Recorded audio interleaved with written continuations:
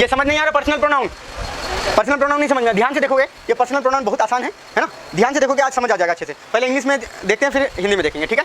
तो personal pronoun देखिए, इसका डेफिनेशन देखते हैं। Personal pronoun is a pronoun, यानी पर्सनल प्रोनाउन वो प्रोनाउन है कि रेफर्स मतलब देता है to, refers to particular, particular का मतलब खास विशेष, खास विशेष, पार्टिकुलर पर्सन, किसी खास पर्सन के लिए या ग्रुप के लिए या थिंग्स, किसी खास चीज़ के लिए, किसी पर्सन के लिए या किसी ग्रुप के लिए, लाइक ऑल पर्सन, जितने भी लोग हैं उसके लिए अगर प्रोनाउन लिखना हो तो उसके लिए प्रोनाउन होता है। आगे देखेंगे pronoun, personal pronoun, personal pronoun can take the place of noun, यानी पर्सनल प्रोनाउन कहाँ आता है?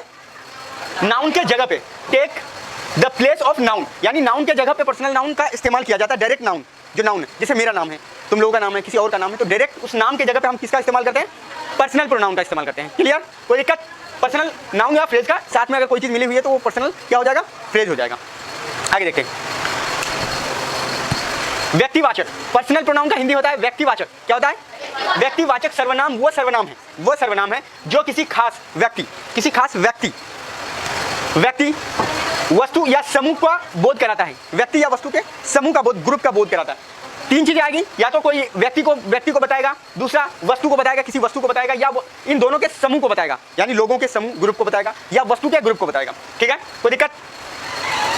चलिए, तो यहां तक समझ आया कि नहीं? अगर कोई नाउन है, कोई नाम है, तो उसको डायरेक्टली उसको क्या इस्तेमाल किया जाएगा? उसमें सर्वनाम या पर्सनल प्रोनाउन का इस्तेमाल किया जाएगा। किसी का नाम है या किसी ग्रुप का, किसी खास विशेष ग्रुप का नाम है तो उसे दिया जाएगा अकॉर्डिंग टू, मतलब उसके जो आएंगे।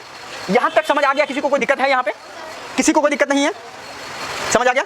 ठीक है, या तो वो क्या होगा? व्यक्ति हो सकता है या वस्तु हो सकता है, या तो वो व्यक्ति हो सकता है या वस्तु हो सकता है, या व्यक्ति का ग्रुप हो सकता है या वस्तु का ग्रुप हो सकता है। क्लियर? कोई दिक्कत? चल ध्यान दो। तो इसके मेनली दो तरह के हम इस्तेमाल जो सेंटेंस में करते हैं, दो तरह के इस्तेमाल करते हैं। ठीक है, दो तरह के। एक तरह का क्या होगा? पहला तरह का क्या होगा? वो एज ए सब्जेक्ट के रूप में इस्तेमाल होता है।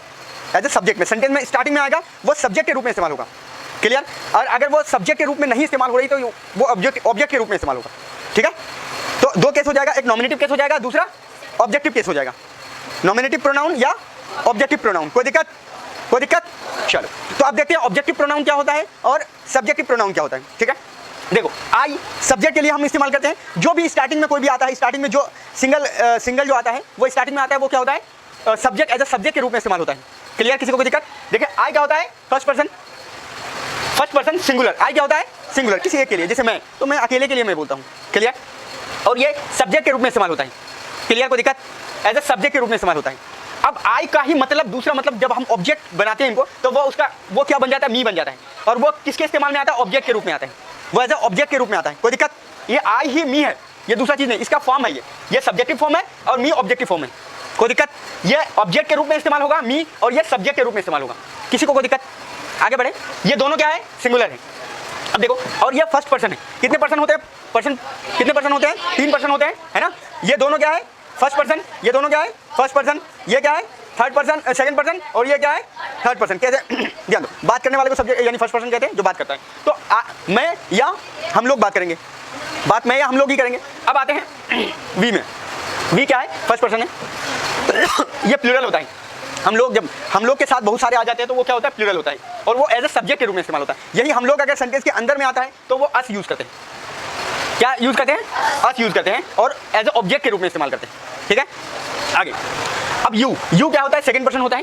तुम, जैसे तुम सुन रहे हो, हम तुमको, जैसे मैं बात कर रहा हूँ तुम सुन रहे हो, तो तुम सुनने वाले हुए, तो लिसनर को क्या कहते हैं? Second person.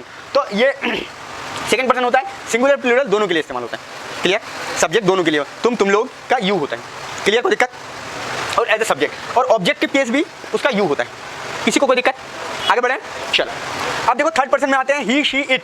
ये थर्ड पर्सन सिंगुलर है। सिंगुलर के लिए कौन सा हो जाएगा? ही सी इट। सिंगुलर के लिए क्या हो जाएगा? ही सी इट। और प्लूरल के लिए third person they, third person plural. और सिंगुलर के लिए ऑब्जेक्टिव केस के लिए, ऑब्जेक्ट के लिए हिम, हर, इट। ठीक है, ये ऑब्जेक्ट के रूप में इस्तेमाल होगा। अगर यानी इसका हिंदी क्या होता है? वे लोग। अगर वे लोग आ जाए, वे लोग, उन लोग, तो कहेंगे, तो अगर उसको अंदर में करना है तो उसको क्या कहेंगे? देम कहेंगे। क्लियर? और जैसे वो अगर ऑब्जेक्ट के रूप में लिखना हो तो हम क्या करेंगे? हिम करेंगे, है ना। लड़की होगी तो हर करेंगे, और अंदर में इट करेंगे, है ना। कोई चीज़ की बात करेंगे तो इट करेंगे। कोई दिक्कत? यहाँ तक क्लियर हो गया? किसी को कोई दिक्कत नहीं है? 100% समझ आ गया? कोई दिक्कत? इसमें कुछ पूछना है किसी को तो बताओ। किसी को कोई दिक्कत है तो बताओ। पर्सनल प्रोनाउन समझ में आ गया? सेपरेटली होता है।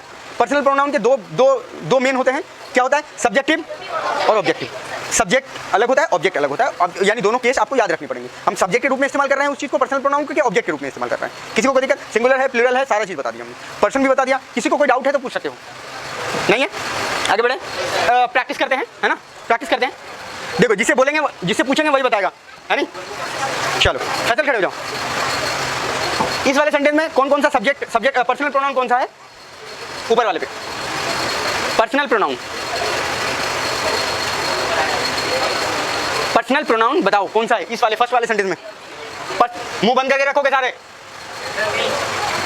मी और दे। कौन सा पर्सन है ये? Third person, singular, plural. और मी कौन सा है? First person, subjective, objective, object. कोई दिक्कत? और ये क्या हो जाएगा? Third person, subject, third person plural subject. किसी को कोई दिक्कत? बैठो, चल तुम बताओ। सेकंड वाला शी, क्या ये? Second person. ये क्या है? Second person. और सब्जेक्ट है कि ऑब्जेक्ट है? सब्जेक्ट। एज ए करने वाले के कर रहा है, काम कर रही है। आगे बात है ना भाई? हाँ, हर, हाँ, she, sorry, she third person है। शी क्या है? थर्ड पर्सन है ना, सिंगुलर, थर्ड पर्सन सिंगुलर, है ना? ये हर। ध्यान दो इधर, ध्यान दो। यहाँ पे देखो, हम लोग क्या पढ़ रहे हैं? Personal pronoun. देखो, पर्सनल प्रोनाउन के साथ कोई भी रिलेशन नहीं आता है। वो डायरेक्टली नाम को उठाकर क्या करता है? डाल देता है। नाम को उठाकर क्या करता है? डालता है। यहाँ पे क्या है? हर, फादर। तो ये पर्सनल प्रोनाउन होगा? हाँ, नहीं होगा ये। यानी किसी नाम के साथ कोई अटैच थोड़ा ना होता है। नाम के साथ अटैच होता है कुछ, रिलेशन अटैच नहीं होता किसी नाम के साथ, है ना? माय फादर कहेंगे वो अलग चीज़ है, वो अलग चीज़ है। माय फादर, मेरे पिताजी। अब मैं गुलाम गोद, मेरे पिताजी, ऐसा कुछ आएगा सेंटेंस? नाम बताने के बाद वो चीज़ प्रोनाउन नहीं इस्तेमाल होगा। तो ध्यान रखो, ये क्या है? पर्सनल प्रोनाउन में नहीं है।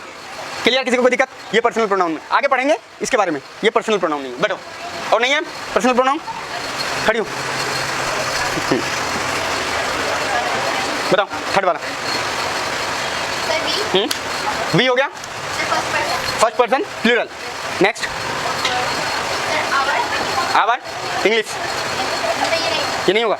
अच्छा, और अस, ठीक है। आज क्या है? ये ऑब्जेक्ट है, एज ऑब्जेक्ट के रूप में इस्तेमाल हुआ है। ये नहीं है, ध्यान दो, इसको मत करना। आवर देख के इसको कर मत लेना, ठीक है? और ये क्या है? फर्स्ट पर्सन प्लूरल और ऑब्जेक्ट, सॉरी, सब्जेक्ट। कोई दिक्कत? अब किसी को कोई कंफ्यूजन है? किसी को कंफ्यूजन नहीं होना चाहिए, अच्छे से समझ आ गया होगा। बैठो।